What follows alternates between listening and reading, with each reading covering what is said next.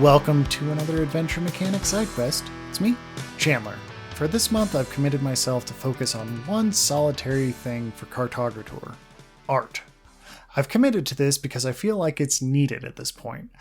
I have in place most of the components needed to make most of the mechanics that I want in the game, and I've kind of hit a doldrum of sorts.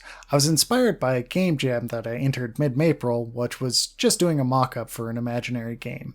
It was called the Mock-Up Game Jam. Original title, I know, but it really helped me personally practice making artwork for a game.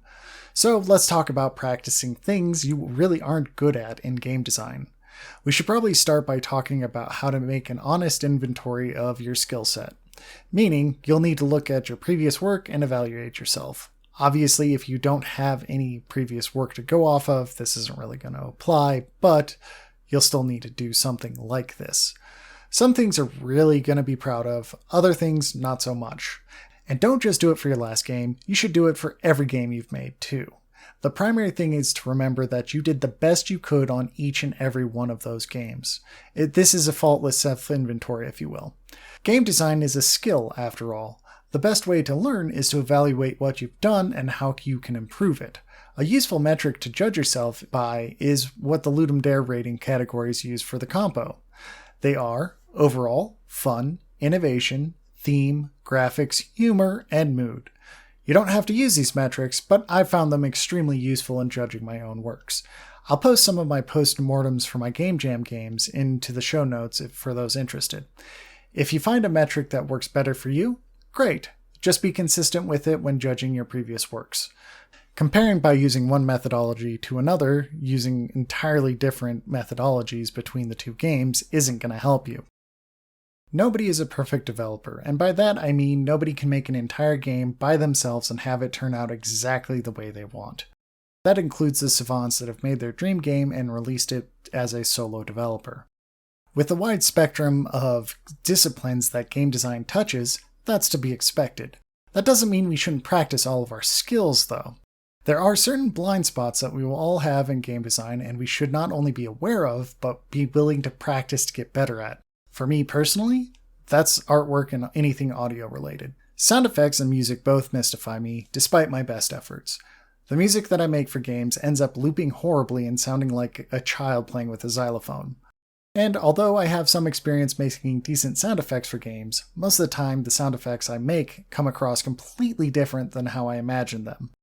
Same with making art. I can do characters relatively okay, but with world design and generating textures for said world, it's beyond my average skill set. And don't get me started on concept art that I produce. I don't think I've made anything I've been happy with in that department. Programming, on the other hand, I'm pretty decent at. I've done coding on pretty much every project that I've worked on thus far. I feel like I've gotten a pretty good grasp on how to go about the design process and actually implement what I have in mind. Not relying on a game engine has forced me to become quite proficient at figuring out how to implement a given mechanic.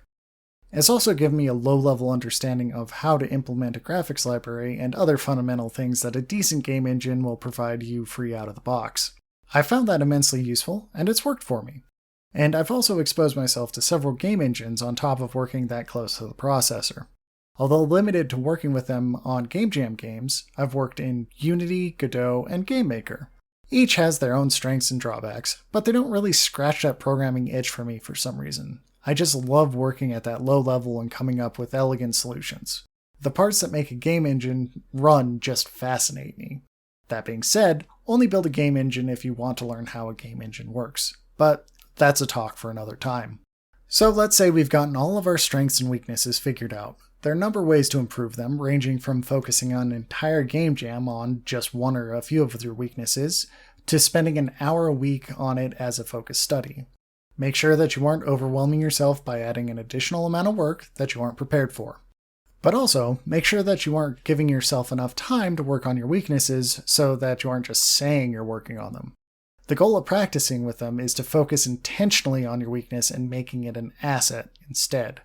However you end up practicing, make sure that you are consistent about it. After a week or two, or whatever length of time you feel is appropriate, go back and look at your progress in that time period. If you feel you've made enough progress improving, you probably haven't, You can always choose another skill to focus in on. Continue doing this until you feel like you've become a well-rounded game developer. I say that as if it's an easy thing to do, I know.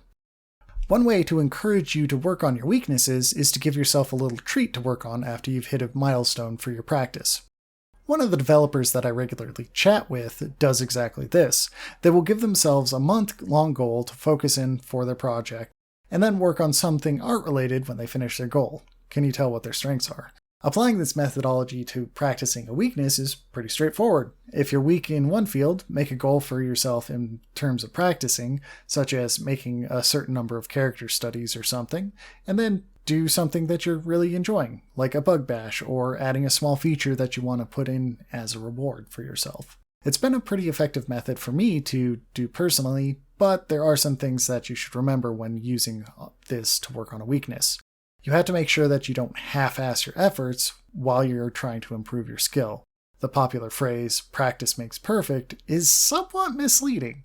It's more like practice makes permanent, meaning anything that you've practiced will become the first and easiest way that you'll approach anything that involves that skill.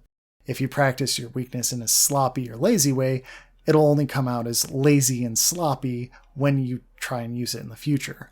Make wise use of your practice time. So, in terms of me becoming a better developer, I'll be focusing in on artwork this month.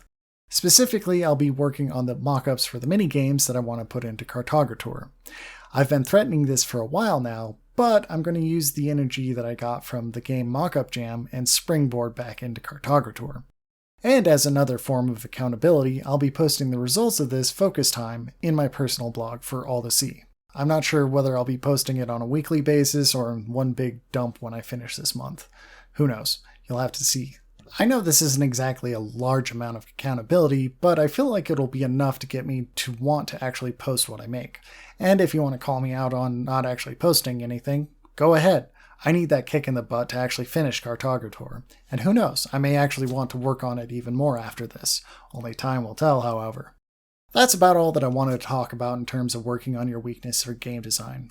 As always, if you want to leave a comment, ask a question, or anything else, reach out to me on various social media. My handle is @JCSuron on Twitter and Mastodon, or you can leave a comment under this episode on our website, theadventuremechanics.com.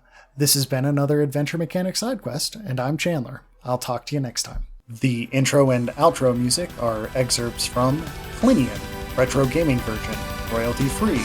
Music provided and produced by Lone Peak Music. Link in the description.